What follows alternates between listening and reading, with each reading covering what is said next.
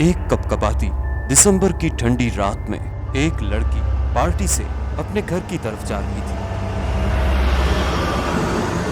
जिस रोड से वो जा रही थी वो रोड काफी सुनसान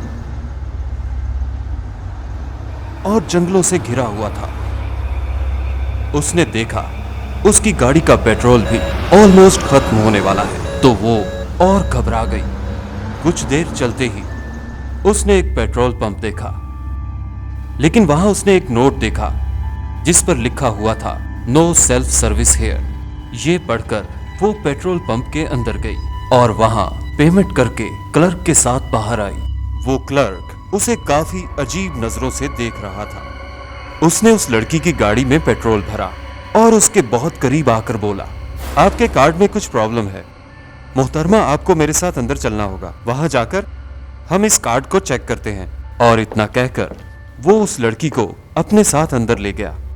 लड़की उस क्लर्क का ऐसा बिहेवियर देखकर काफी डर चुकी थी। पेट्रोल पंप के अंदर जाते ही उस क्लर्क ने अपने हाथ में एक चाकू लिया और उस लड़की की तरफ बढ़ने लगा। क्लर्क के हाथ में वो चाकू देखकर वो लड़की सीधा अपनी कार की तरफ भागी और कार में बैठकर वहां से निकल गई। कार के साइड मिरर में उस लड़की ने देखा कि वो क्लर्क अपने पिकअप ट्रक में बैठकर उसे फॉलो कर रहा था। वो लड़की काफी घबराई हुई थी क्योंकि वो क्लर्क अपनी गाड़ी की high beam lights bar bar on off कर रहा था। आखिरकार उस पेट्रोल पंप के क्लर्क से अपना पीछा छुड़ाने के लिए उस लड़की ने अपनी कार लेफ्ट में ली और झटके से राइट टर्न ले लिया। उस क्लर्क का पिकअप ट्रक लेफ्ट में सीधा एक दरख्त से टकरा गया और वो वहीं रुक गया। अब वो लड़की एक ऐसे रोड पर थी जो सीधा उसके घर की तरफ जाता था। उसने चैन की सांस ली और जो कुछ भी उसके साथ हुआ उसे भुलाने के लिए उसने रेडियो ऑन किया। रेडियो पर एक अनाउंसमेंट हुई और अनाउंसर ने एक इत्तला देते हुए जेल से भागे हुए एक कैदी के बारे में बताया जो कि एक कत्ल के केस में जेल में था। उस आदमी का दायां हाथ नहीं है और उसकी जगह एक हुक लगा हुआ है। वो ऑलरेडी बहुत डरी हुई थी और ये न्यूज़ सुनकर वो और भी घबरा गई। उसके जहन में ये चल रहा था कि शायद वो पेट्रोल पंप का क्लर्क वो ही किलर होगा। तभी उसे याद आया कि आज रात उसने एक घर पर बेबी सिटिंग के लिए जाना है। वो फौरन उस घर पर पहुंची और अपनी कार से नीचे उतरकर वो बड़े गौर से डोर के हैंडल को देखने लगी जिस पर एक हुक लटका हुआ था।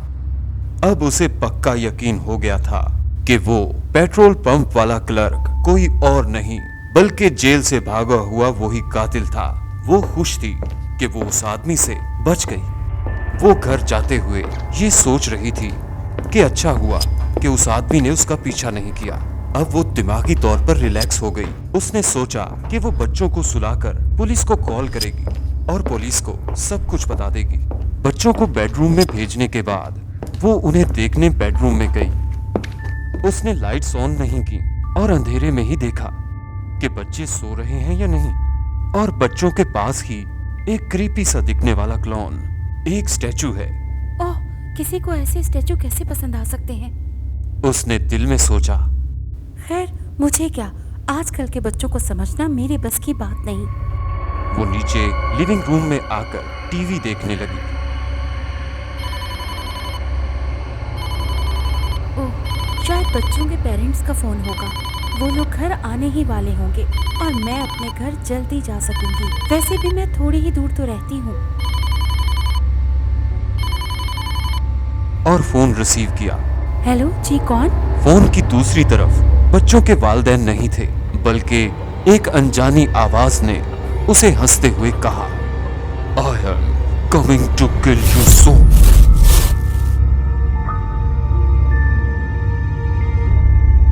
उसने प्रैंक कॉल समझकर फोन रख दिया।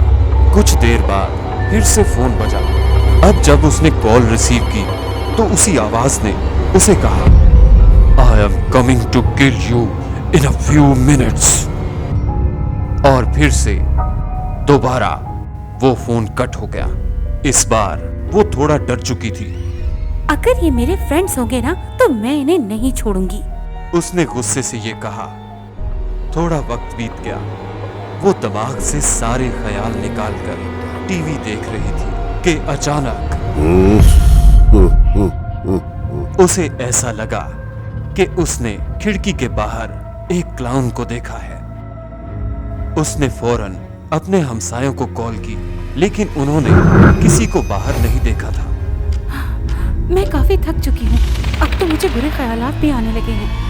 उसने सोचा, उसने अभी फोन रखा ही था कि कुछ देर बाद फोन फिर से बजा। अब भी वो स्ट्रेंजर था। I am almost there.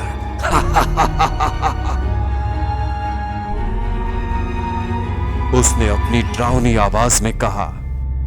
वो लड़की काफी डर चुकी थी। उसके फ्रेंड्स उसके साथ ऐसा मजाक नहीं कर सकते। उसने पुलिस को कॉल की और उसके साथ जो कुछ भी हुआ था वो सब पुलिस को बताया। पुलिस ने कहा वो लोग उसकी अगली कॉल आने तक वेट करेंगे ताकि वो उसका नंबर ट्रेस कर सकें। कह के उन्होंने घर के सब दरवाजे और खिड़कियां बंद करके कॉल का वेट करने के लिए कहा। वो भागते हुए किचन में गई और किचन में से चाकू लेकर एक कोने में बैठ गई।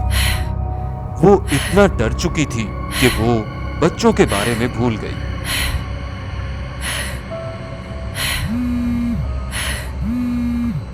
एक अननोन नंबर से कॉल देखकर वो समझ चुकी थी कि ये वो ही स्ट्रेंजर है। वो फोन की तरफ डरी हुई नजरों से देख रही थी। वो ये कॉल रिसीव नहीं करना चाहती थी, लेकिन उसे ये करना पड़ा ताकि पुलिस उस स्ट्रेंजर की लोकेशन ट्रेस कर सके। हेलो जी, कौन? उसने सहमी आवाज में कहा। तुम्हें ज्यादा देर इंतजार नहीं करना पड़ेगा, उस स्ट्रेंजर ने कहा और फोन कट कर दिया। और उसकी आंखों में आंसू आ गए थे। और फिर एक बार फिर फोन बजा। इस बार उसने पुलिस का कॉल देखकर फोन रिसीव किया। आप अभी अभी घर से बाहर निकलिए क्योंकि तमाम कॉल्स इसी घर की ऊपर वाली फ्लोर से आ रहे हैं। ऊपर से डोर के खुलने की आवाज सुनकर जब उसने ऊपर की फ्लोर की तरफ देखा तो ऊपर एक क्लाउन खून में लथपथ उसकी तरफ देख रहा था। वो लड़की चीखती हुई बाहर की तरफ भागी।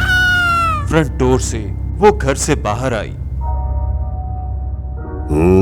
पुलिस फौरन उस घर में गई और उन्होंने उस क्लाउन के कॉस्ट्यूम पहने आदमी को पकड़ लिया। उन्होंने कंफर्म किया कि वो वही जेल से भागा हुआ किलर था जिसकी वो लोग तलाश कर रहे थे। उन्हें ग्रोसरी बैग में एक चाकू मिला, उन्हें क्लाउन का एक विग मिला और दोनों बच्चों की लाशें उन्हें बेडरूम में मिली जो खून में लथपथ थीं। उस लड़की को रियलाइज हुआ कि वो किलर उस लड़की की कार में ही था और इसीलिए वो पेट्रोल पंप का क्लर्क अजीब बिहेव कर रहा था क्योंकि वो लड़की को बचाना चाहता था, ना कि उसे मारना चाहता था। वो कार डोर पे हुक उसी किलर का था। वो फुटप्रिंट्स जो डोर से रूम में आ रहे थे वो किलर के ही फुटप्रिंट्स थे। और वो किलर वो विंडो के बाहर नहीं बल्कि उसके पीछे खड़ा था। जब पुलिस ने उस किलर को कार में बिठाया तो उसने उस लड़की की तरफ देखा और कहा, मैं तुम्हें फिर कॉल करूंगा।